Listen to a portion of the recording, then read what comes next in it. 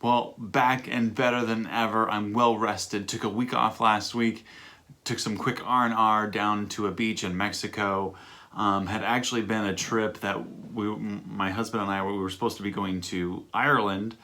We booked that a couple weeks before COVID happened, before it became a thing.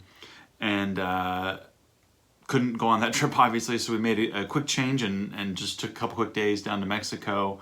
I'd actually never been to Mexico, so it was nice to just sit on the beach for a couple of days, relax, regroup as a couple, regroup as an individual. And it's so funny, the idea for this particular quick talk came from the drive that we did to and from Chicago, because we flew out of O'Hare. And it reminded me of an experience I had back in college. It was the day before I was graduating. I actually skipped my college graduation, my second college graduation, because my school, the University of Northern Iowa, the football team had made it to the 1AA, now it's Division 1 FCS, but 1AA back then, championship game down in Chattanooga, Tennessee. So me and a bunch of my classmates rented a van. We drove through the night to make it to the game on time. Well, I was sitting co-pilot. My roommate at the time, Brian, was actually driving, and my job was to keep him awake. And all of a sudden, he changes lanes, and we're on this interstate in the middle of nowhere at probably 2 a.m. And he changes lanes, and I look at him, and he looks at me, and he's like, "Was there a car or a squirrel in the road?" And I was like, "No." So we changed drivers after that, because clearly his eyes were playing tricks on him. And the reason this particular drive inspired me this time was that I wasn't seeing things like that, but the way the light was reflecting was making me see something that wasn't there. And it's like, sometimes life is like that.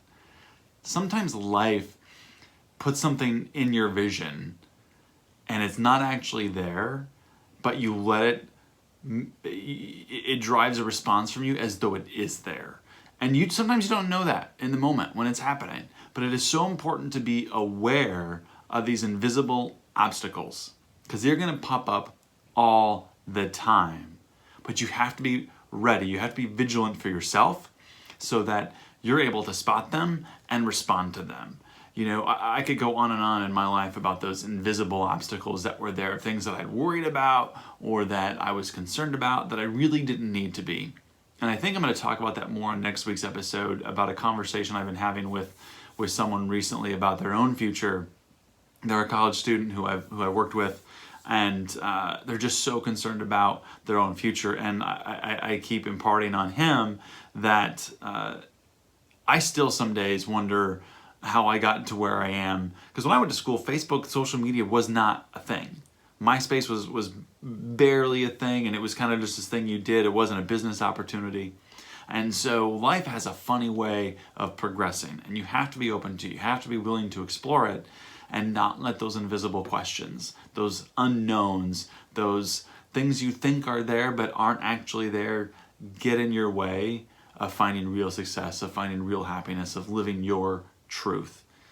So if I can impart anything today, it's that do not let those invisible obstacles change your course. Stay your course, know your truth, and live your life. And along the way, live it well.